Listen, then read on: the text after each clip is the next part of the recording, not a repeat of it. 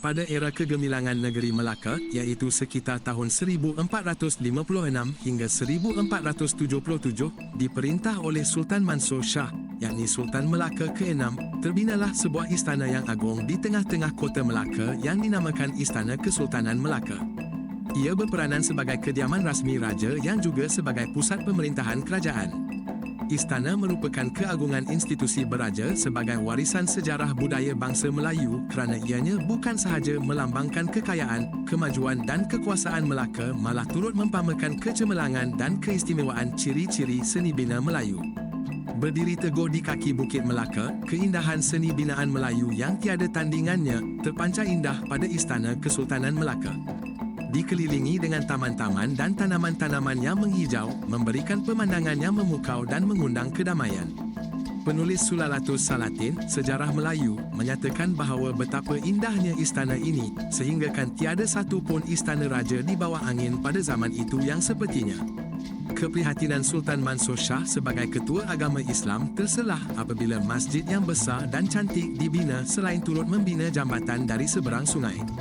Masjid yang dibangunkan atas arahan Sultan Mansur Shah ini didirikan berhampiran dengan Istana Sultan untuk kegunaan masyarakat Islam yang terdiri daripada pedagang, pembesar, saudagar-saudagar termasuklah rakyat jelata akan menuju ke arah masjid melalui jambatan yang dibina dari seberang sungai ke arah Bukit Melaka bagi menunaikan kewajipan ibadah.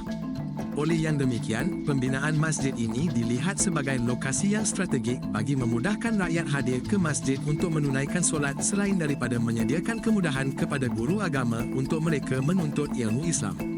Selain itu, terdapat juga beberapa bangunan lain yang memperkayakan seni binaan istana ini.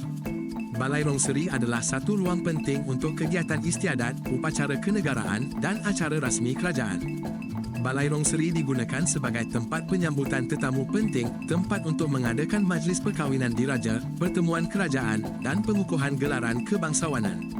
Dalam konteks sejarah Melaka, Balai Rongseri di Istana Sultan Mansur Shah memiliki makna simbolik sebagai pusat kekuasaan kerajaan-kerajaan Melaka pada masa lalu. Istana Kesultanan Melaka merupakan pusat kekuasaan dan kegiatan penting kerajaan Melaka. Dengan seni bina yang tersegam indah, Istana Sultan Mansur Shah mencerminkan keagungan kerajaan Melaka. Selain itu, Istana Sultan Mansur Shah juga menjadi saksi sejarah penting dari zaman kegemilangan Melaka sebagai pusat perdagangan dan kebudayaan di Tanah Melayu. Keberadaannya menunjukkan kekuatan kerajaan Melaka pada zaman tersebut.